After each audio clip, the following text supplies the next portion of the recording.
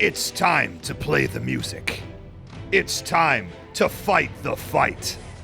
It's time to get things started as the Hensons clash tonight. Elmo and Kermit meet face to face, ping pong ball to ping pong ball, to size each other up. Kermit brandishes a bat and says, "I'm gonna rainbow connect this to your skull." Elmo laughs uproariously, raising a blade. Today, I can't do that voice. Today, Elmo's favorite letter is C, 'cause I'm about to cut you, you traitor. The stakes are high, and stuffing is about to fly. At the end of this fight, the only people trying to get to Sesame Street will be homicide detectives. It's vaudeville theater versus children's theater. It's Kermit's Commandos versus Hooper's Hooligans. It's the Muppets VS Sesame Street rematch today on Who Would Win? And welcome to another episode of Who Would Win, a show that completely ignores anything important happening in the world and instead focuses on a fictional battle between two characters from the worlds of comics, sci-fi, and fantasy. I'm your host, James Gavsie, and as always, I'm joined by my co-host, Ray Stakenas. Ray, we're doing something we've never done before. Today is a rematch, as you mentioned. It's in fact, the first rematch ever. What are your thoughts on today's battle? Well, James, first off, of course I have to correct you for being wrong. This is the second rematch we've ever done. Who can forget the opus that was Vegeta versus Supergirl Part 2 that aired, I don't know, some random day in April. And we got shut down with hashtag nobody wins. That's fair. That was also our first official tie. Right? Where I don't know if it's a tie. It's more of like a sinkhole opened up and absorbed both teams. It was really upsetting. That's fair. Yeah.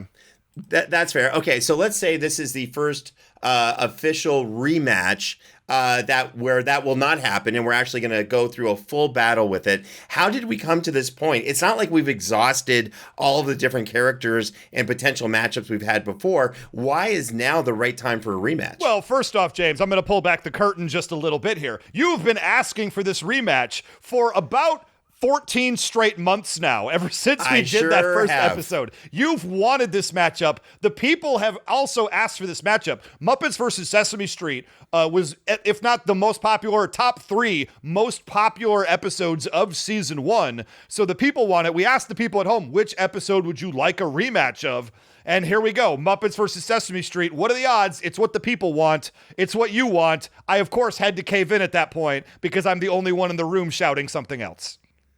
That's fair. Hey, just to let you know, this match actually got its, for a Who Would Win type of match, got its start just on the social media account, the Twitter Who Would Win account, probably 5 or 6 years ago. And I'm waiting in line to get my son's passport done and what have you, which means I'm there from 5 o'clock in the morning till late at night, just waiting, which is totally fine. It's a good thing. So I said, let me just see what people think of this matchup. And this matchup on Twitter took on a life of its own, so much so we had people from the Huffington Post respond to it. We had politicians responding to it. The whole world kind of came to play. This is why I know this matchup is really, really hot. I think if there's any match we need to revisit, it's this one. Now, when you're going to have a matchup like this, where it's, Jim Henson's creations, all the different characters, all the different voices, characters that have been in existence for well over 40, possibly 50 years, you need someone who can match the enormity of what we're doing with some professional experience, if you will. So today we brought in what I call a superstar, making their first appearance on the Who Would Win show. It's literally one of the most talented people I know, the star of episode 9 of Rideshare, the series, a YouTube literal verifiable superstar with over 2 million followers and hundreds of millions of views. It's Brizzy Voices herself. It's Anna Brisbin. Anna, thanks for coming on to the Who Would Win show. Hello, thank you for having me. Very cool. I love it. Ray and I were talking to you before the show. I said, Ray, you got to check out some of these videos. And the one that I love the most, it's your Alphabet Aerobics Cartoon Impressions rap, Take 2, where you do this incredible, whole video of rapping as different characters. And then you did Rick Sanchez. And you put a burp for Rick Sanchez seamlessly into his rap. I got to tell you, I've seen talent before. You're on a whole new level. What made you create your YouTube channel? What made you say, this is something I need to do? Well, I was in theater school doing projects with film students, and when film students are freshmen, they have to do audio projects first for baby steps. So I was doing a couple of those while in college, and they were very fun. So when I was home one summer with nothing to do, I wanted to do more voiceover things, and I knew that people on YouTube were doing like fan projects and stuff. So I started my YouTube channel just to upload batches of impressions so I could kind of use them as a portfolio or like an audition link to send to people who were looking for voices for fan projects or a bridge series and stuff, just for something to do that summer. And did you have any idea it was going to explode in popularity and blow up the way it did? Goodness, no. I mean, I had a YouTube channel before that, but I started a new one because I didn't want to annoy the 200 subscribers that I had at the time with these with voice the 2 million videos. subscribers you got on the other channel. That makes sense. That's Yeah. fair. That's considerate. That's nice. Cool. And you know, I was lucky enough to be a producer on the episode of Rideshare, the series. It's episode 9 called The Pier, now available on Digital Sky's YouTube channel to check out. It's a great motion comic with amazing actors. And Anna, you came on, and what's so cool is your character, just to kind of let the listeners know and the viewers know, your character is actually... It isn't the first time your character's made an appearance. Your character's Lisa Nino. You actually were on an original episode of Digital Sky as the anthology series when it was just a podcast. Is that correct? Yeah, I feel like it was practically a year ago that I first recorded that episode with Lisa Nino in the first season. Yeah. It's funny, you resonated with the other producers. That was before I came onto Digital Sky. And when we talked about you and your character, the producer, especially Scott Zachman, was raving about your performance. And he's saying, I remember when we started the Rideshare series as a motion comic, he's like, we got to get Anna Brisbin on. We got to get her back. Every episode, no joke, every episode, he's like, okay, is there a part for her here? I'm like, well, we could always slip it. He's like, no, that's not right. It's got to be the right. So we finally found an episode for you, thankfully. So you were fantastic. And again, that's on the Digital Sky channel right now on YouTube. It's episode 9, The Pier. You know, because we're all kind of locked down with COVID and what have you, I remember we were all recording, virtually or remotely, I should say. What was your experience like? What was your kind of take on being part of a recording that didn't take place in a studio? It was fun. That was the first time I've done a recording in that sense. I've done sort of a script read, like a table read of something before, but that wasn't to be recorded or broadcasted anywhere. So this was fun, and to be able to dive deeper into it. Because table read, you just read it through one time, and something like this, you get to like go back and get direction and tweak things and find the best performance that you can find. You know, I remember listening to it, and I've said it before. The experience is like I'm listening to live theater. So yeah. I'm like completely engrossed in the performances of everyone, and not to do any spoilers, let people actually watch the episode. But you, in my opinion, had the hardest role of that episode to do, and of course, I think I'll let people watch the episode to understand why. Correct. I don't know. There's Eric Martzoff, there was Britt Barron, and some other great actors as well. But you nailed it. I just wanted to tell the listeners a really cool story about you. I hope you don't mind. From this is what was relayed to me in your episode of Digital Sky App to the Future. You have to play a character that talks to an older version of yourself. So the original plan was record, if I'm not mistaken, record you at 16 and then record you as you in your 30s in a different recording session. And instead you just went back and forth seamlessly in the same recording session, the same take, your 16-year-old self. Is that true? Like, that's urban legend around the Digital Sky offices. Is that actually what you did? Legend. Yeah, it's just what happened. Typically it is, I think it normally would be easier to just do one voice or character and then do the full run of that and then do another full run as the other one, responding to someone else reading the other lines or something. But we just did the straight through read in the beginning just to like test the waters and see how the episode sounds. And I don't think the voices are that different, and it is technically the same character. So it's not that hard, I guess, to jump back and forth between them as opposed to like some other voices I've done in the past. I like how you're some time taking- between is helpful. I like how you're taking something that is actually really, really hard to do, and you're like, yeah, but it was the same character, and it was me, and so no, it was really hard to do, and you just nailed it. I think is what everyone's kind of taken from this. Just saying. Yeah, that. Okay. So in the next episode of Rideshare, or episode that you do with Digital Sky, I'm going to throw in a little note. I hope you don't mind. When you're reading your character was Lisa Nino, the teenager or older teenager, from App to the Future. Can you have her say her lines as Rick Sanchez with a burp slid in? Again, I'm just talking from a producer standpoint. I think that would go a long way for the episode. Is that something you'd be open to? I would love to hear Scott's reaction, what his thoughts are on that. They would be not good, is what I'm saying. But I think the listeners would like it. All right, so we're at Sesame Street versus Muppets. I can't believe we're doing the rematch. We have superstar Anna Brisbin judging. We have the recipe for an amazing episode. So all I got to say is it's about that time. Ray, please do us the honors and announce today's matchup. Representing Disney, the ensemble puppets who might not always be around, but they are felt either way, the Muppets. And representing PBS, the children's performers so dangerous, their street doesn't show up on a single map in existence. So stay away. Sesame Street. Isn't Sesame Street on HBO now? Well, it's also on PBS.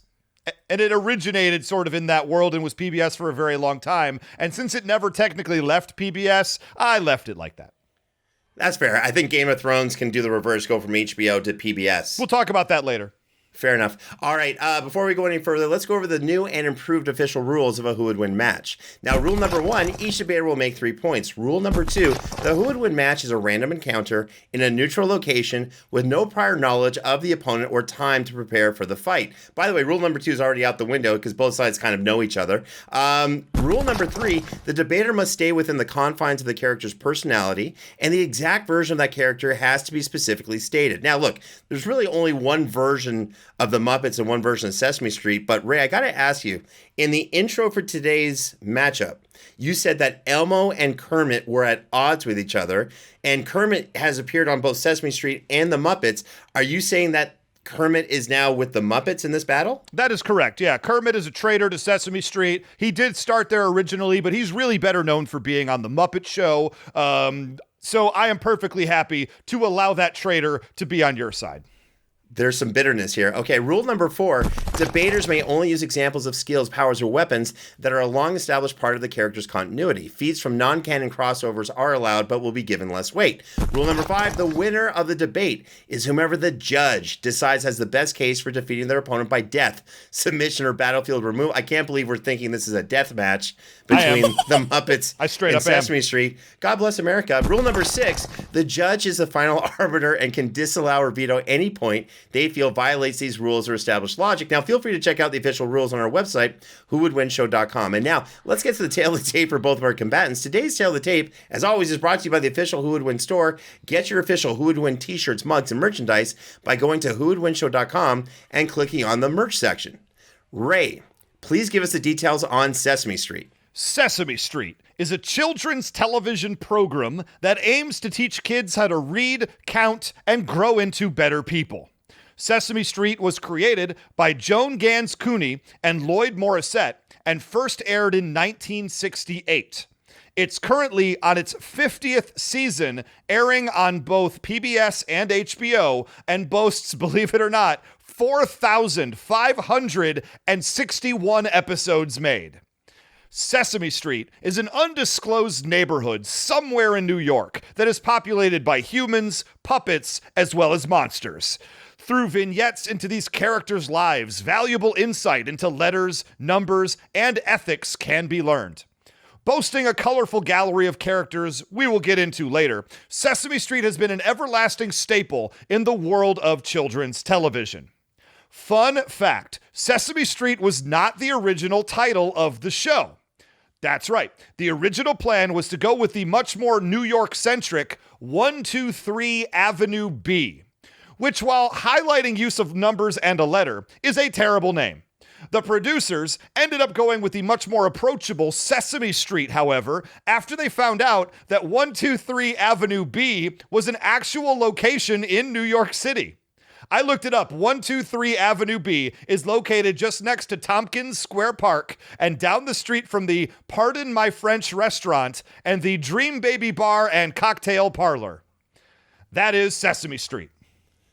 Okay, here are the details for the Muppets. Now, the Muppets were created by iconic puppeteer Jim Henson and first appeared in 1955 when they were introduced in Sam and Friends, a short-form television series produced for WRC-TV in Washington, D.C. Now, the Muppets are an ensemble cast of puppet characters known for an absurdist, burlesque, and self-referential style of variety sketch comedy. Those are some of the biggest words I can say, by the way. The Muppets are also really best known for The Muppet Show, a weekly primetime variety show filled with songs, sketches, and talented guest stars that ran in the late 70s. Among the many characters of the Muppets are several that have achieved superstardom. Kermit the Frog is a charming and mostly inflammable host. You've got the diva Miss Piggy, the hopeful comedian Fozzie Bear, the daredevil performance artist Gonzo, the young eager production assistant Scooter, and the house band Dr. Teeth and the Electric Mayhem. The Muppet Show cast has continued to entertain audiences for over 50 years, spinning off into popular series of movies, including The Muppet Movie, The Great Muppet Caper, The Muppets Take Manhattan, The Muppet Christmas Carol, and of course, Muppet Treasure Island. And here's an interesting fact about the Muppets. Did you know that the guest hosts that appeared on The Muppet Show during the 1970s were only allowed to appear once? It's true. Since the guests wouldn't make a repeat appearance, they would make their one and only shot as a guest host count. What do I mean by that? Well, guests were allowed to make special requests to the writers to appear in a scene with their favorite Muppet. Now, Miss Piggy was allegedly the most requested, but Ray, can you guess who was the second most requested? Oh my gosh, it has to be me. It was not Ray Stakenas, although you do look like one of those one of the Muppets from the band. I'll take it. It was it was Animal. Oddly enough, it was Animal. I would have thought Kermit. And now you have the facts on both opponents. Anna, do you have any questions before we get started? Not yet. That's fair. That's I fair. Are you ready for the will. bloodbath that is about to happen between Sesame Street and the Muppets? Stuffing to fly everywhere. All right, Ray, I gotta tell you, I'm so hyped for this match. It's ridiculous. I don't know why two grown men get to debate this type of thing, but man, blessed, am I happy James. we get We're to blessed. do it. We are blessed. So please go ahead and hit us with your point number one. Round one.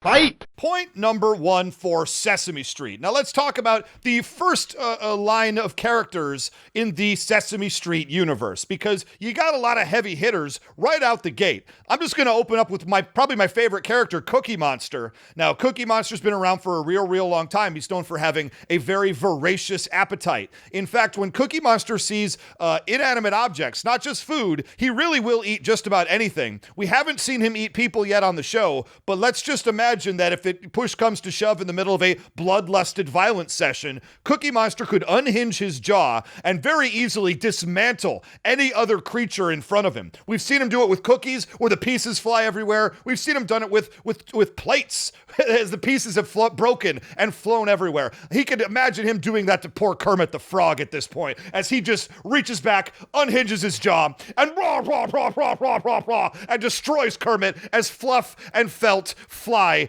everywhere. He's a pretty heavy hitter. Another heavy hitter is Snuffleupagus. My goodness, and if you've seen the original visual of Snuffleupagus, he is out of a zombie nightmare with yellowish eyes. He looks a lot more gaunt in the original photos. Quite frankly, I'm terrified of that creature, and it took him 17 years to actually appear on the show. He's basically, and if you've seen Lord of the Rings, you've seen the Mumak, which are the giant elephants with all the Uruk-hai on their back. I believe it was Uruk-hai. I could be wrong. Kids, don't at me. I don't care.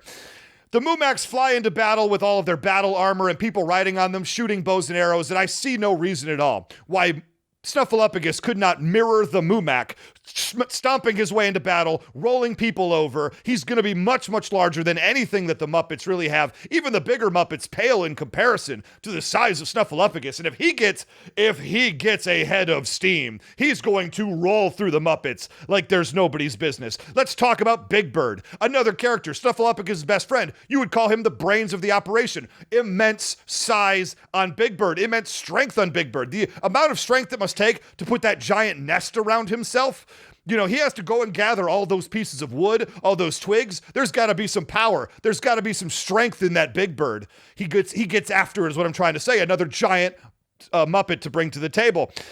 Also, we have Oscar the freaking Grouch. Now, James pretended before that Oscar was a Time Lord. I don't need to do that because Oscar has something he brings to the table, which is, yes, okay, he can teleport between trash cans. That is a legitimate thing that I agree with, but he also has toxic powers. If you ever see Oscar the Grouch on the show, he is preparing food, he is bringing out clothes, and he produces an odor, a stench, a vile blessing of Nurgle that is going to upset the Muppets. We know the Muppets have a sense of smell because they display it on the show all the time. And if Oscar the Grouch starts flinging toxic projectiles at the Muppets, they're going to be disorientated, they're going to be confused, they're going to feel dirty, they're quite frankly not going to want to fight. Last thing I want to point out here is puppetry isn't the only thing happening on Sesame Street. Unlike the Muppet Show, there are human cast members on Sesame Street. You've got Gordon, you've got Chris, Maria, you've got a whole Bob. I'll bring Bob into this. Bob, I love you. Bring them all in because one thing that humans can bring to the table that the puppets cannot is opposable thumbs. Sure, some Muppets might have them, but all the humans have them. Not just that, they have human brains. They have the ability to have studied war. They have had the ability to study chemistry. They're just bringing a whole other skill set onto the table that these poor individualized Muppet characters will not have an answer to. So when you talk about the giant heavy hitters, you talk about some of the specialized combatants, and you talk about the humans bringing into the fight, it's easy to see how Sesame Street rips this one down, and that's my point number one. Okay. Hold on. I appreciate what you're trying to do here, Ray, but I got to ask a couple of questions. These are very, very pertinent to your point number one. First of all, are there any natural predators roaming around for Big Bird or Snuffleupagus? Not that I'm aware of. Nope. Gotcha. Who's going to be a natural predator of an 8-foot tall yellow bird? That's... Hold, please. I'll get to my point number two shortly. Oh, okay. And now when you're mentioning some really interesting battle suggestions. You're talking about like these are things that these characters can potentially do. Like characters could potentially ride Snuffleupagus and shoot weapons and bows and arrows. You're saying characters, could use toxic bad breath kind of weapons, or the humans could have learned chemistry and the ways of war. Have any of these characters demonstrated any of this in a clear way? Has Cookie Monster ever, unhinged his mouth to eat a living creature? Has Gordon ever used a sword and showed how to flay someone? Has any of that ever occurred on Sesame Street? I know what you're trying to do right now, James. You're trying to create some nonsense here and to try to undercut my point. What I will say is characters have ridden on the back of Snuffleupagus before. Oscar the Grouch has made people very uncomfortable with stinky objects before, and they have done chemistry experiments with humans on the show before. So, James, I know what you're trying to do, and it's just plain not going to work. That's fair. Okay, so the answer is no. All right, let me get to my point number one. Anna, look, this is a weird battle, right? And you got to look at the characters and kind of see what they've done, but you also kind of have to see what do they bring to the table immediately, not what could they do possibly, or what is you got to say like, who are they? What have they done? And take inventory of that. So look, again, Sesame Street, you got your mastodons to your vampires. They got a lot of powerful characters there. But when it comes to characters who are geared for a massive and glorious gang war, such as this who would win battle, it becomes pretty clear that it's the Muppets who have the advantage. Let's start with the obvious. There's Miss Piggy. So Miss Piggy, from what I can tell, has super strength, as evidenced by the time where she pulled apart what looked like steel bars in a prison cell in order to escape. She has martial arts skills, as evidenced by all the Muppets and Peoples she's beaten up on the Muppet Show and related Muppet movies. And she has super fast reflexes, is hyper aggressive, and is quite possibly superhuman in other areas. That's what's coming to Sesame Street, or at least this war, right away. Then there's Animal, who is kind of like the Tasmanian devil of the Muppets. Animal likes to tear through anyone and anything. And on top of all that, he's an incredible drummer. I don't know why that's important. It just is. He's got like a Hulk-like intelligence from like Thor Ragnarok a little bit, but with definitely a Wolverine attitude. Then there's the, I don't know what language it is, the Hergy-Burgy Flockendirk Swedish chef, who is an extremely aggressive master of bladed bladed weapons. You've seen him with his knives and just kind of going to town with it. That's a martial arts skill. You know what Sesame Street hasn't had to deal with, Ray?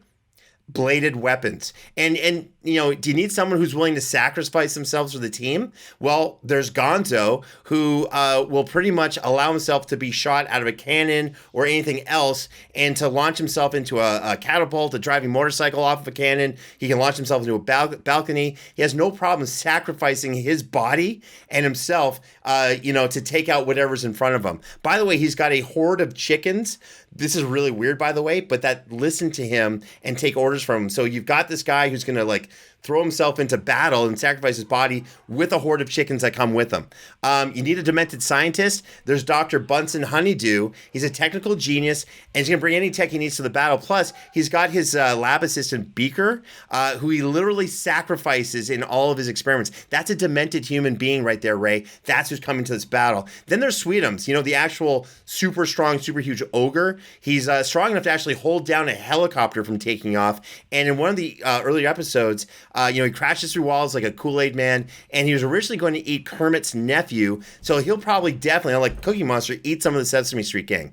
There's Crazy Harry, who's got a never-ending passion for blowing things up. He always has a he's got an endless supply of dynamite, and he loves just blowing stuff up and people up. That's an actual Muppet. And finally, there's this character who really kind of freaks me out. I don't know why. It's Lou Zealand, and that's a guy who uses live fish as boomerangs. And just think about it.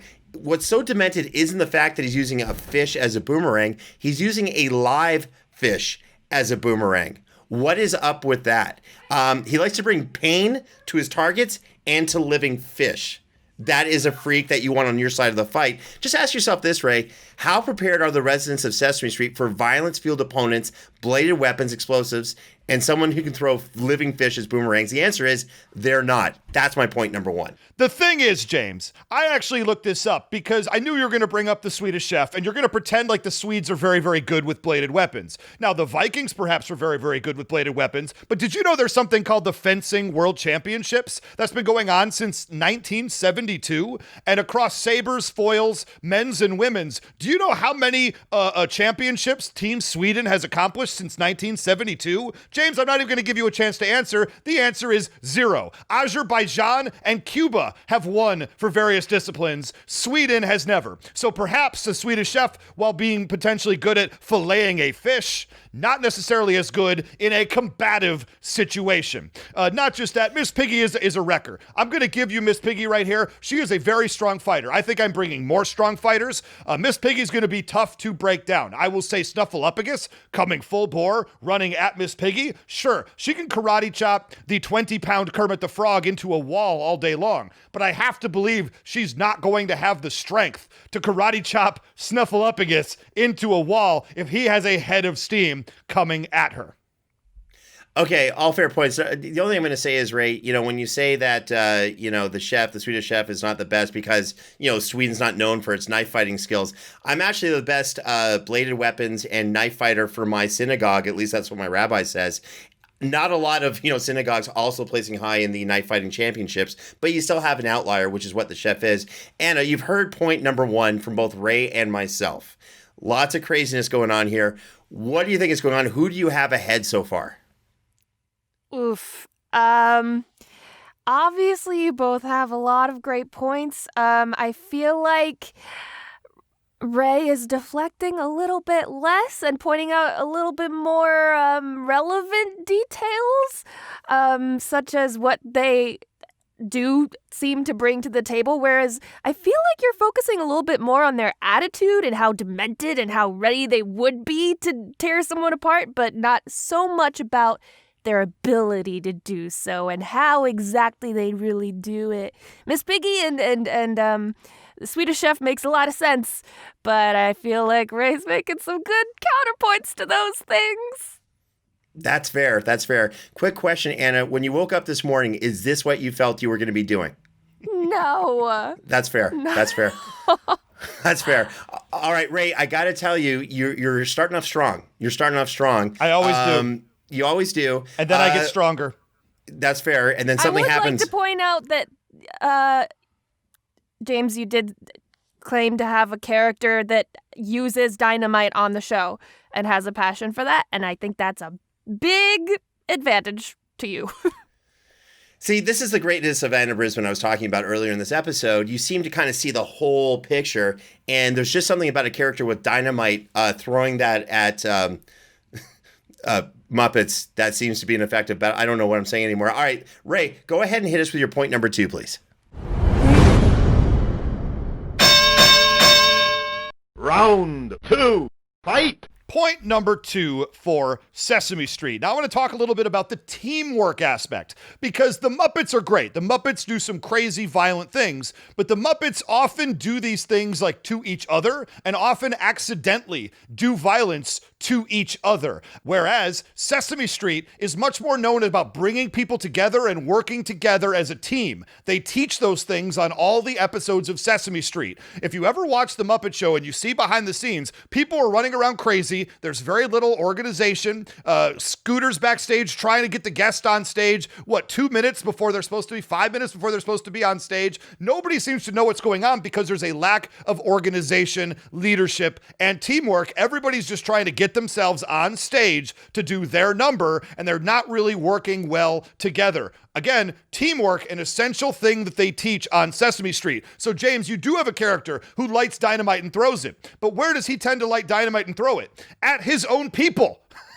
Now, if he was able to focus that aggression towards Sesame Street, he could probably do some damage, without question. The problem is, this guy doesn't really have a plan. He just enjoys lighting it, he enjoys throwing it wherever it ends up, and he enjoys the sound it makes when it explodes, as long as it's not him. And often, he pulls that plunger, and who's the one who blows up, James? It's that guy himself. Let's talk about leadership as well, because Elmo is the clear leader of Sesame Street. Now, he isn't the longest running character on the show by far, but easily the most connectable and easily the most popular of Sesame Street. Now, one thing I've noticed in watching a lot of Sesame Street is that Elmo likes to do a lot of cosplay. Elmo likes to do a lot of dressing up. He dresses up, his number one character is Napoleon. Now, why does Elmo always put on the Napoleon hat, Napoleon coat with the little tassels on the pauldrons on the shoulders? Why does he do that, James? Because he is a great tactical genius, and he clearly identifies with Napoleon, who also is a diminutive character who is good at leading other people, telling them what to do, having them do it, and leading a group to victory. Elmo leads to victory in the ratings, and here he's going to lead to victory on the field of battle because he's respected, unlike Kermit. Bless Kermit, not the most respected guy in all the Muppet Show, but he's the boss. Elmo is respected, and people will do what he say. People will bend over backwards to make Elmo happy on that show.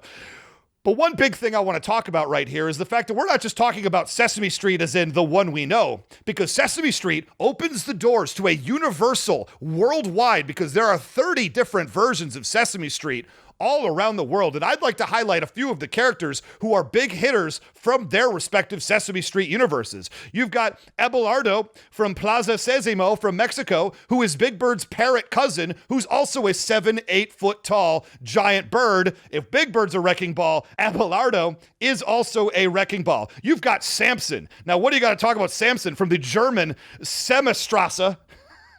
He's just basically, his name's Samson. What more do I got to say about that? You've got a character named Tina from Sesame Street, Japan. Now, she's cute, she's tiny, she's pink, and she's very, very cute and girly and Hello Kitty-esque, which means one thing: she clearly has a killer robot that she pilots. I want to go ahead and put Tina's killer robot on the table because I've never seen that character in any piece of Japanese media who didn't have a giant robot that they fought with. And then finally from Russia, Ulica Sesam, you have Zeli Boba. And he is a mystical creature. He's another one of the 7-foot giants. He wears a tie, he's got blue fur, and he looks like a shambling pile of leaves. He's basically a shaman with mystical, magical abilities. And he's bringing all that to the table. So much like the Wu-Tang Clan, James, you just don't fight one Sesame Street. You fight all the Sesame Streets. And that's my point number 2. So you're bringing in the international version of Sesame Street into this battle, war. Is this battle not Muppets versus Sesame Street, James? It is. Are those not Sesame Street? Then I believe I've made my point. I love it. This is why I love these battles. Okay, that's fair. I really think Tina, I don't think she has a killer robot. I think she's more of a mech type of person that she pilots. Interesting. Would be where I would go with that. One little point about one little point about Elmo. Here's the deal. You go to like a Comic-Con, like San Diego Comic-Con, and you see someone dressed up like Thanos wearing the Infinity Gauntlet with all of the gems. If that character snaps their finger, do they erase half of life in the universe? I mean, if you're talking about what happened in the Infinity War movie, yes, they do. I'm talking about someone cosplaying here. Anyway, if you see someone dressed up as Superman, and if you were to shoot them, would the bullet bounce off them? No. So what I'm trying to say is, even though Elmo, like these cosplayers, dress up, doesn't mean he retains the abilities of Napoleon. Elmo's like that kid on my street who's a really good kid. He dresses up like, in different costumes, and he comes over and he's like, hey, look, I'm the sheriff. Hey, look, I'm the boss here. And we kind of, placate. I'm like, oh, that's so cool. Sure, you're the boss. We'll see. But in the back of our heads, we're like, I really hope his parents call him soon because this is getting annoying. That's kind of who Elmo is on Sesame Street. Okay. James, real quick, I just want to come back at that really quick. So are you arguing that dressing up as a character does not give you the abilities of that character? Because I have a feeling I know what your next 2 points are, and I don't think that's a point you want to be making right now.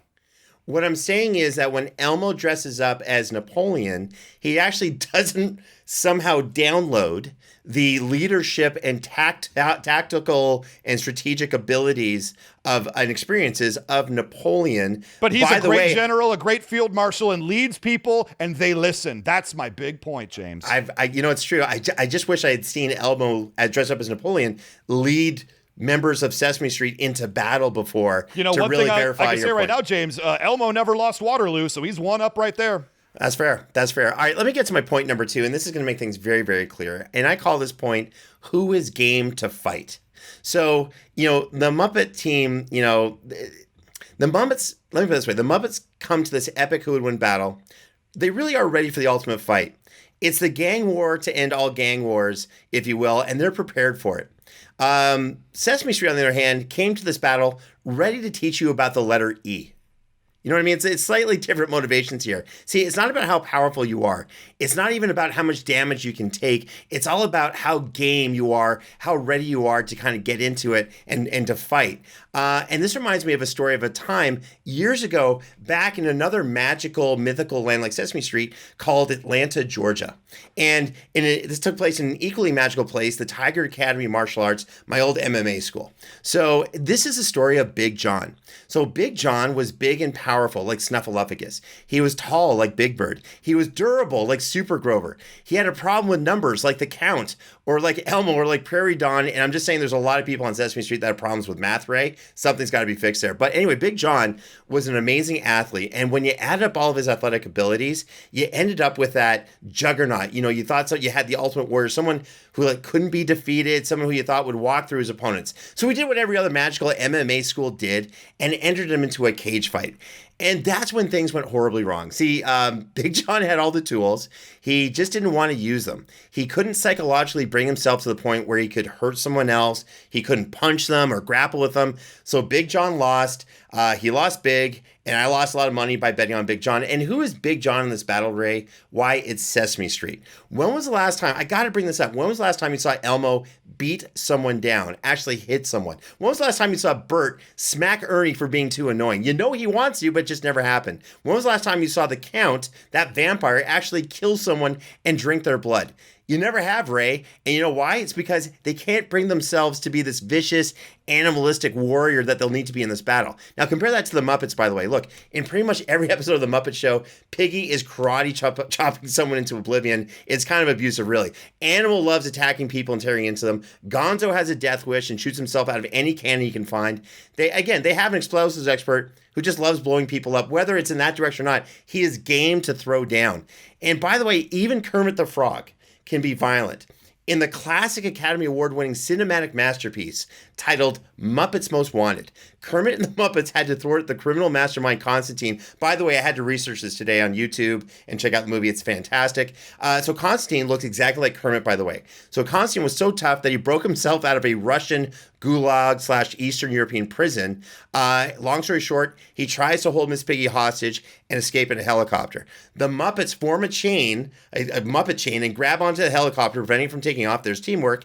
And then Kermit breaks into the helicopter. Miss Piggy frees herself from the ropes, beats the hell out of Constantine within the helicopter. I'm talking vicious Muppet violence where she's smashing him headfirst into the windows. He hits a wall and he smears his way down. He kind of gets back up, already beaten up. What does Kermit do? He walks over to the already defeated opponent who's just kind of out of it and slaps him across the face. Kermit slaps him across the face when he's already down and out. I ask you this, Ray, who from Sesame Street is going to bring that type of physical savagery to this battle?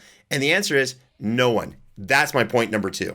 No, that's an excellent point, and that the Muppets are game to throw down. Now, the reason I would argue why Sesame Street characters, you don't see them committing acts of violence all the time, is because they are a tight-knit community, James. They live on a very, very unknown section of New York, and they live together, and they respect each other, and they work out their problems. If they had to get violent, if, say, an outside force came to invade them, I don't see the people of Sesame Street who have lived there for 51, 52 years. How, James, any people who have lived in a neighborhood for 52 years, if invaders try to come in to take it, those people get entrenched, those people band together, and those people bring the fight to the invaders. Now, Sesame Street characters haven't had to get into that kind of violence. I'll get into my point number 3 about how they react to violence, but they don't need to because they work it out together, because that's what good communities do. The Muppet Show, not good community at all, fight each other physically, violently, all the time. They're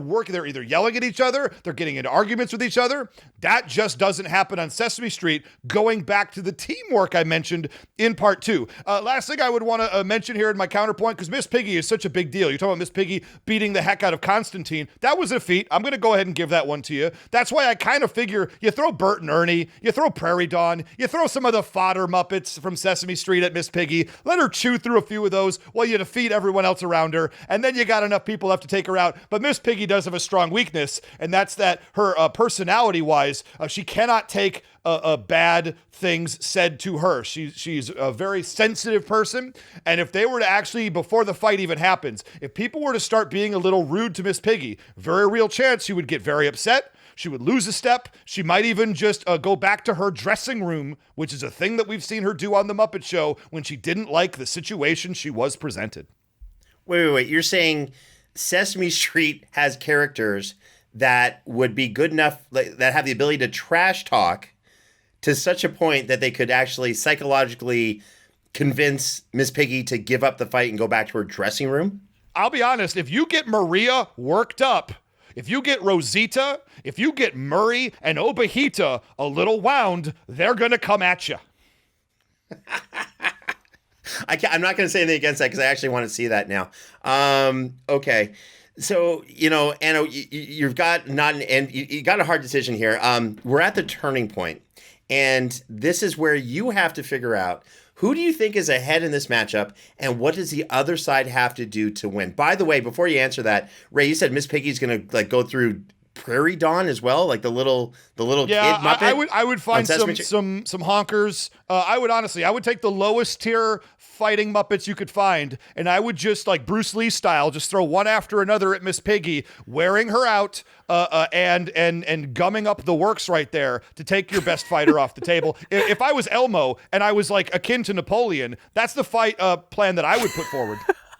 I got to tell you, Ray, I really think there is a leader of Sesame Street, but as I said in our first match, it's Ernie. No, you're not right. He never goes out because he doesn't make himself a target. Elmo's out everywhere. A sniper could take him out easily. And no one ever touches him. Think about it. Well, we haven't had this battle yet. I mean, really, it's a rematch. All right, Anna, here we are. We're at the turning point. For real this time. You have to tell us, who do you think is ahead in this matchup, and what does the other side have to do to pull out the win? I feel like Ray is still ahead, but just barely. Because the thing is, Ray just said a bunch of things that I don't love. That clearly Tina from Japan has a killer robot. That sounds like a stretch. You didn't give me any information to make me think she actually does. Thank you. Stuff about Zelly Boba having mystical abilities. I don't know if you just made that up based on his looks or what. But then James... the last thing I said was that I don't care if they're demented and willing to fight. I'm assuming this is happening in a situation where everyone has got to fight. They got no choice, and someone's gonna die. Thank you. I don't like that most of your point was based around this idea, where I feel like Ray had a much better point about Muppets messing things up for themselves.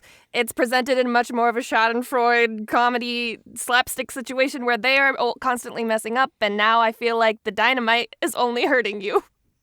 That's fair. So, That's fair. Currently it's leaning towards Ray, although he said a bunch of stuff that I do not love, so it's close. That's a common occurrence for Ray. Also, this is good. I think I have something that will satisfy this requirement, and it's a good requirement you're laying out here, and I think this is good. All right, Ray, you're slightly ahead now. Hit us with your point number 3, and let's see where this matchup takes us. Round 3, fight! Point number 3 for Sesame Street. Now, I want to bring up some of a couple of really big things here, because one thing that really occurs to me as I've said before, I have watched a lot of Sesame Street. I have watched a lot of Sesame Street recently. And one thing that happens a lot is these characters run into walls. Grover one of these characters takes their bike and then they fly into the wall. Elmo's riding his tricycle and he gets knocked over, and these people fall. You see things fly up in the air, and what happens each and every time? They bounce right up, and Elmo typically, if he gets hit with something, he just starts laughing. This leads to my theory that the Muppets on Sesame Street do not feel any pain. And I say that knowing full well what it means, because when the Muppet Show people, you see Kermit get hit against the wall, you see him kind of slow to get up. You see him having some trouble. You see Gonzo the Great get shot out of a cannon, fly into a wall, and then get real dizzy and fall down. But when Elmo gets knocked over on his tricycle, cut to Elmo lying on his side under the tricycle, laughing. He thinks it's hilarious. Why? Because these Sesame Street characters do not feel any pain. I have no examples I can show you of a Sesame Street character getting hurt. But the Muppet characters get hurt all the time. And it's not that violent things don't occasionally happen to the Sesame Street characters. They just deal with it in an exceptional way, which makes them dangerous in a fighting situation. Not just that, I want to talk a little bit about the crossovers before I get into the heaviest hitters, because there have been Sesame Street crossovers when they joined HBO, where Elmo joined the world of Game of Thrones and Cookie Monster joined the world of Westworld. Those are two very dangerous, very, very violent worlds. And if we take those vignettes at face value, it means that Elmo was respected and powerful enough to broker a truce between Lady Lannister and Tyrion Lannister at a time of Game of Thrones when they absolutely hated each other. And he came together to teach them all about respect. And they respected Elmo despite the fact that either one of them could kill him at any time. That's the kind of nasty leadership I'm talking about. And Cookie Monster did a very, very similar thing with Westworld, with one of the robots and one of the creators there. So the fact that people respect them goes back to my point about Elmo being a great leader and carrying a great presence about himself. But let's talk about the heaviest hitters of Sesame Street, because first off, you got Super Grover, who is akin to Superman. He can fly. He has massive amounts of strength. He has a utility sock similar to Batman's utility belt that he can pull whatever the heck he needs out of, given the moment, given the situation, whatever he needs. And we've seen him do amazing feats of strength. We've seen him, push through walls. We've seen him lift large objects up in the air. And the fact that he can fly and crash smash down on somebody and, to the earlier point, feel no pain and just get right up afterwards, which we have seen him do, lends very, very well into this battle. If you can bring flying characters to the table, that is strong. Not just that, we have Abby. We have Abby in her flying fairy school. Abby, Blog, Gonigan, and their little gerbil corn Niblet are masters of magic. Now, they're in school, so they are still learning magic, but let's face it, Harry Potter at the age of 11 was probably still pretty dangerous in that first and second Harry Potter movie. The fact that these characters can also fly, the fact that we've seen them do crazy cosmic shifting things like transport themselves and other people into children's artwork pieces is something that the Muppets just plain do not have answers for. Not to mention their ability to make things transmutate, which we've seen them do, and levitate, telekinesis, making things appear, making things disappear. We've seen them do all of these things. The Muppets don't have an answer for that level of magic. And finally, the character, very, very important, vampires. Vampires are very, very important when it comes to combat situations. And Count Von Count is a vampire. He's a vampire who counts. We all know this is true. Vampires, as we all know from every vampire mythos ever, get stronger the older that they are. And in a book called Sesame Street Unpaved, it was said on the record that Count Von Count is 1,832,652 years old. Now, if you think the vampire Lestat got pretty beefy after, say, 100 years, 1.8 million years. And not just that, a 2017 Wired article, they actually put on the record that he was 6,523,728 years old. Again, if you get more powerful with age, nobody's going to be able to touch the Count after 6.5 million years of growing strength. It's just too much for the Muppets to handle. They don't have answers, and that's my point number 3. This is an interesting point because, the Count, look, I've already said it. We've never seen him actually kill someone, suck anyone's blood, feed on people. We haven't really seen that side, but you can't assume it's not there, right? The reality warping of the magical creatures and the transmutation, yeah, that's there too. I'm going to give you that one. I'm not going to disagree. I do have to wonder, however, which side? You've got the leader in Elmo, and you've got the leader in Kermit. How well does Elmo know the Muppets?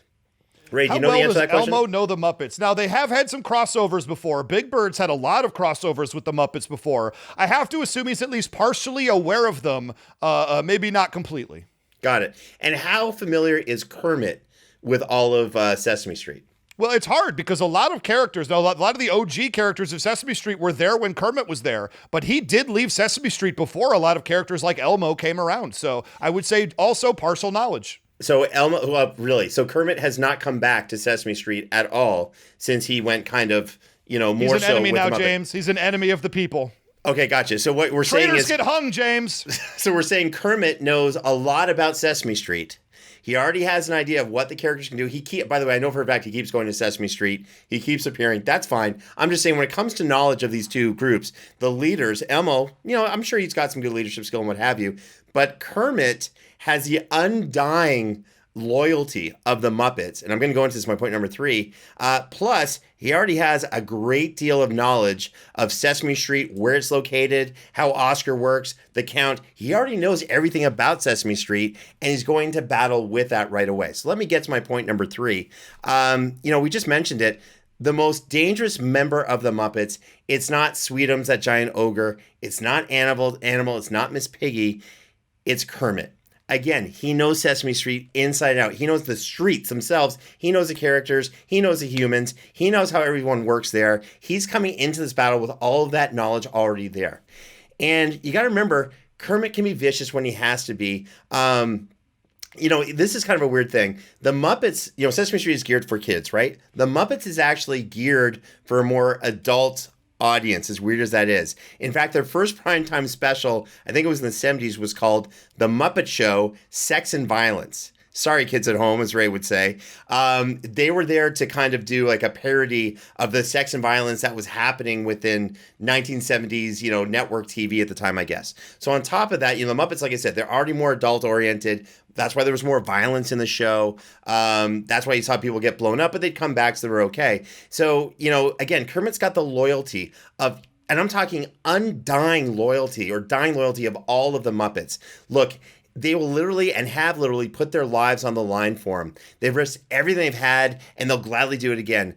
Look, if Kermit went to Gonzo and said, hey, Gonzo, go get 10 pounds of dynamite from Crazy Harry, whatever his name is, light all the fuses, jump into a cannon, get shot into the middle of the Sesame Street gang, because I think it would be a good idea, Gonzo, without hesitation, would say, sure thing, Kermit, and just go ahead and do it. That's the kind of weird cult-like behavior the Muppets have for Kermit, and that's the activity and the what he can get his group to do.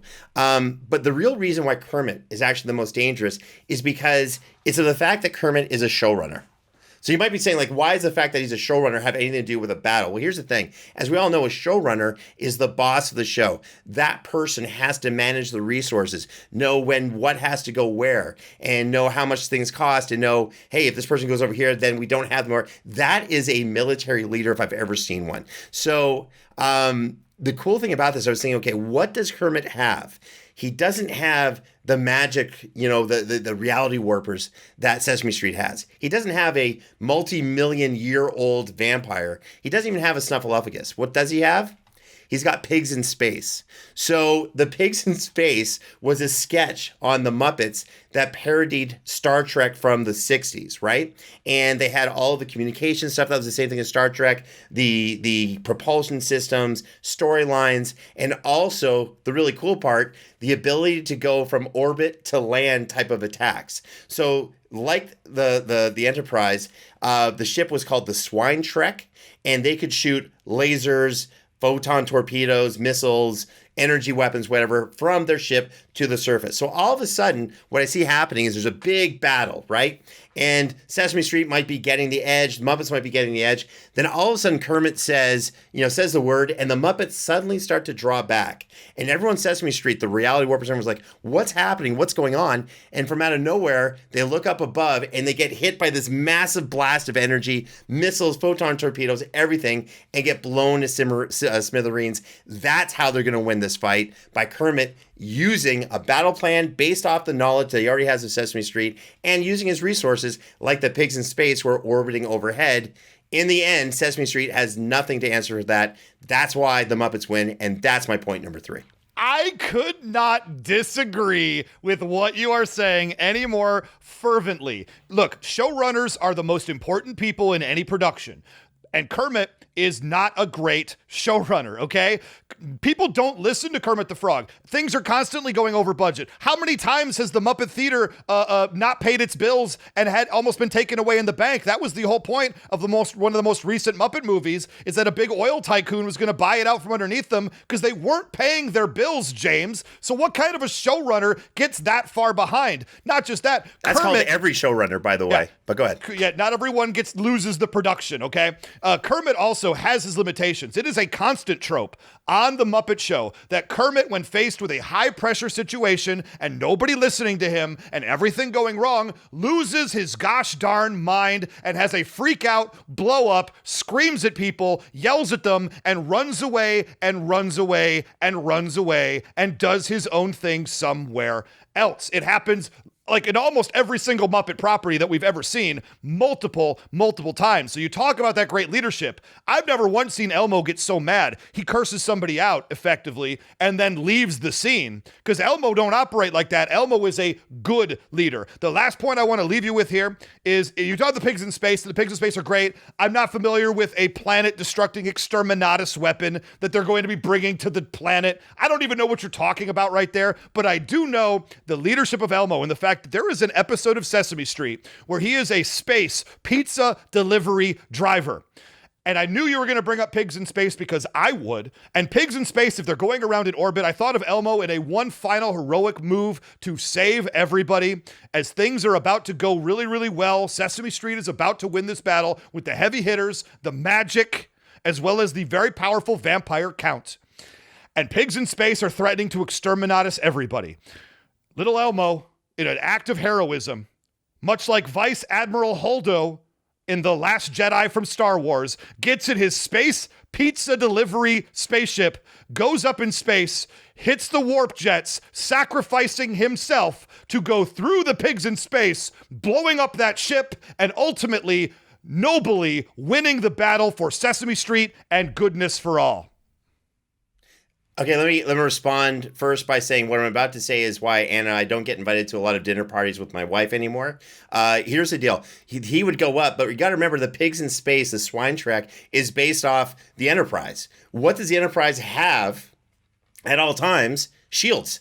So you're telling me that Elmo is going to sacrifice himself for no good reason, launch himself into the shields that will completely There's blow a very up the good ship. reason, James. The whole point is there's a very good reason.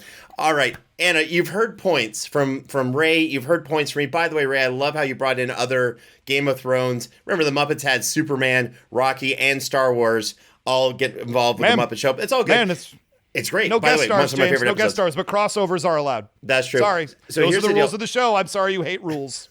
Guest stars are totally allowed. All right, Anna, you've heard both sides of this battle. This was probably the most insane battle we've ever had. I don't envy you once more. Tell us, in your opinion, who wins this battle? Take us through this process. Was it Muppets or was it Sesame Street?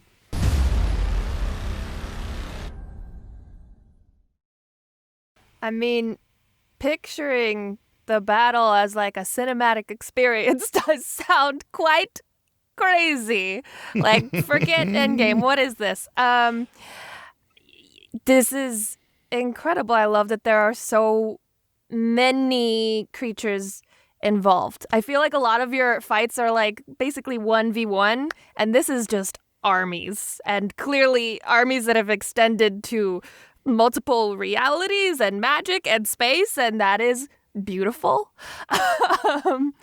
I feel like it's gonna start off just so close, and everyone's gonna put so much focus on Miss Piggy, and people are gonna get distracted focusing and worrying about Miss Piggy, and then people are gonna run in with magic and try to surprise people, but Kermit, I guess, was prepared for that, and because he knows, but Elmo says that he knows things too because he's aware of what Muppets have going on.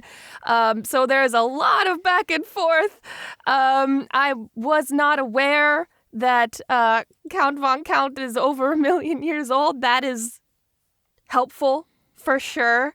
I feel like, if I'm gonna be honest, I feel like the Count could probably take out Miss Piggy by himself if she's after she's worn out a little bit, based on what I'm hearing. I feel like it's gonna look really close. Unfortunately, I don't know much about how shields work in Star Trek. But if it didn't work in Star Wars to have shields, I don't know. It sounds like Elmo's going to take out the space pigs. So I think it's going to end up going to Sesame Street. That's what I'm talking about. That is the correct decision. I love the way, because I was honestly very nervous the entire time you were talking, because you kept bringing up really good points James would make, and you say, and Ray made an okay point here too. And I'm glad to see that enough okay points eliminated the 2 or 3 good points that James made. I do agree with you. I think the Count would defeat Miss Piggy, especially after we've, worn her down a little bit. John Wick at the end of the first John Wick movie could be defeated pretty easily because he'd been absolutely destroyed for an hour and a half before the final moments of that movie. Anna, you're amazing. Thank you. That's the right call. I will also admit to having a strong magic bias. So when I heard about all the transmutation and levitation and telekinesis, oh boy. It's hard to get over. I got to tell you, I have to agree with your analysis, Anna, on this one. And the one thing that's daunting to me, and Ray, you brought up a great point when you started bringing in the international superstars of Sesame Street. It's a numbers game after a while. So you could have equal powers and, this is up here, but all of a sudden, when you have thousands, because By the way, Oscar the Grouch, I mentioned this in our first battle. I believe his garbage can is a tesseract, like Doctor Who's TARDIS, and it's much bigger on the inside. That's where a lot of people probably live. He's got elephants there. He can call in thousands of creatures. I just think it's going to turn into a battle of dozens versus a battle of thousands. And after a while, if you keep everything else equal, the battle of thousands is going to win out. I'm not upset by this battle at all. I'm actually kind of happy because it was very, very close. I'm good with this decision. Gotta tell you.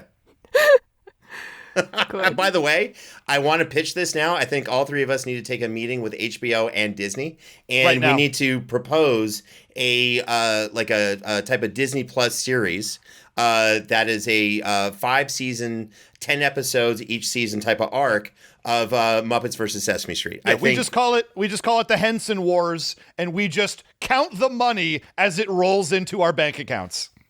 I've heard great ideas before. I've heard Wakanda Meets Game of Thrones is a series on Disney. I think that's a great idea. Mm-hmm. I've heard, Justice League, the Snyder Cut's going to be awesome. That's a great one. But I'm telling you, Anna, what you have developed, the way you planned out this battle, this is the next tentpole when we can go see movies. This is the next mega franchise. It starting so small, and then it just keeps zooming out and zooming out and zooming out. It just grows so exponentially. It starts off with Elmo and maybe Fozzie getting just into like a disagreement. Fist fight, and then it just every good Chuck E. Cheese in Florida, that's how fights go. Yeah, I'm actually surprised, Ray, you didn't bring in Mr. Doodle, who was really a scary individual to me and my family. By the way, something's up with that guy.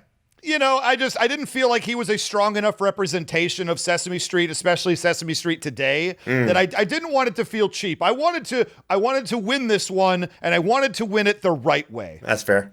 Nobly, heroically, dynamically, the Ray way. #Ray is right. That's okay. Don't make me regret my decision now. Thank you. Thank you. Anna, seriously, this was not an easy battle to judge, and you did it really, really well. Thank you so much for coming on. Thank you for doing what you do, and please come back. We'd love to have you back. We were fans before, but now we're mega fans of all things Anna Brisbin. Please go ahead and tell everyone where they can find you online. Oh, all of my accounts are at Brizzy Voices, and I'm mostly on YouTube, Twitter, and Instagram. Brizzy Voices. Fantastic. And absolutely check out all of Anna's videos. She is super talented and super fun and super awesome. I see very big things for her future. Just saying. #success. Ray, congratulations. I actually have to take my hat off to you because this is a rematch, but you won the first match as well. So I have to say, that's correct. You're the and for the people at home, the answer is revealed to me. That's right. I didn't just win the first match. I won the first match with The Muppet Show against Sesame Street. Oh. And I feel very strongly in that battle. I also feel very strongly in this battle as well. I think we've just established for all time's sake who the better debater is between myself and James. I think we can safely put this show to rest. Guys, it's been a fun 2 seasons. This is my final appearance. Thank you very much. Fantastic. And introducing Ray's replacement, it's the one and only Brizzy Voices, Anna Brisbin. Now part of the host. I'm kidding. You suck, I fight good. You know what? I felt like I was looking into a mirror there for a second. That would be harder for me to prepare for than what Ray brings to the table. No, it's funny. In the first episode of Muppets vs. Sesame Street, I had Sesame Street, brought up some great points. I lost because the judge, who was really cool, said, I just don't think, Sesame Street would ever really fight. And what's so cool about you, Anna, I know, right? Right away. Fascinating turnaround. Right away at the beginning of this episode, you're like, when I brought up, they're not really getting gamed up, you said, no, this is a fight. They're involved. They're bringing it. This is why you killed it tonight. You actually were no. First off, Anna, you did kill it tonight. You were amazing. Let's not pretend, James, that the only reason you lost that first battle is because she said, I don't think the Sesame Street characters are very violent. You also tried to pretend that Ernie was a crime boss. That's fair. You tried to use the geography of New York City to argue that there were 250,000 people on one city block who would join us who have never been seen on the show before. Wait, I kind of love that idea, though. Wait, I like that point. It's fun. It's fun. You also tried to argue that Oscar the Grouch was Doctor Who. So maybe you did yourself in. Maybe don't blame the judge. That's all I'm trying to say. Anna, there is a show, the Henson Show, called The Storyteller. And I'd like to say he's wrong. You are the storyteller, because the story that you told in your final verdict tonight should live in Who Would Win history as Especially one of the at the greatest. end when I was like, I don't know how shields work, but if it the Star Wars that part. You know what? You know what? An unreliable narrator is also wonderful. And one who's willing to admit they don't know everything. Also, that's a human trait. It makes you approachable. It makes you likable. It makes you believable as a storyteller. That was one of the best verdicts we've ever had in history, and I want to give you credit. You can find me on Twitter at Almighty Ray. We're going to be celebrating this one pretty hard, guys, if you haven't guessed already. Happy Thanksgiving to you. Happy Lions Day. It's the best holiday of the entire year. I plan on eating a whole lot and watching some ultimately, probably, disappointing football. I can't wait, but I'll have this to warm me up just as much as the turkey. I really thought you were going to say disappointing Sesame Street. No Sesame Street could be disappointing to me at this point. And I wasn't kidding. If you want to apply for the co-hosting gig, I will email Jake Tels later. But, actually, Ray, again, congratulations. This was awesome. And again, I can't say enough about how great you are. Everyone become a fan of Anna and Ray's as well. Ray, also, you've got this great podcast, Knowing is Half the Podcast, which is absolutely phenomenal. Everyone should check that out. Thank you. Oh, of course. You can find me on Twitter, Instagram, and Facebook by typing in at James Gavsie. Remember to join the official Who Would Win Facebook group to make a suggestion for a matchup for the show and be part of our growing community. You can also find us on Instagram at Who Would Win Show. Don't forget to subscribe to us on Apple Podcasts, Spotify, and where else you go for your podcast. By the way, it's never been disproven that Oscar the Grouch is not a Time Lord. And check out the Who Would Win website at www.whowouldwinshow.com to access all of our past podcast episodes. On behalf of myself, Ray Stakenas, and the rest of the amazing Who Would Win team, thank you once again for listening to another episode of Who Would Win. We'll see you next time.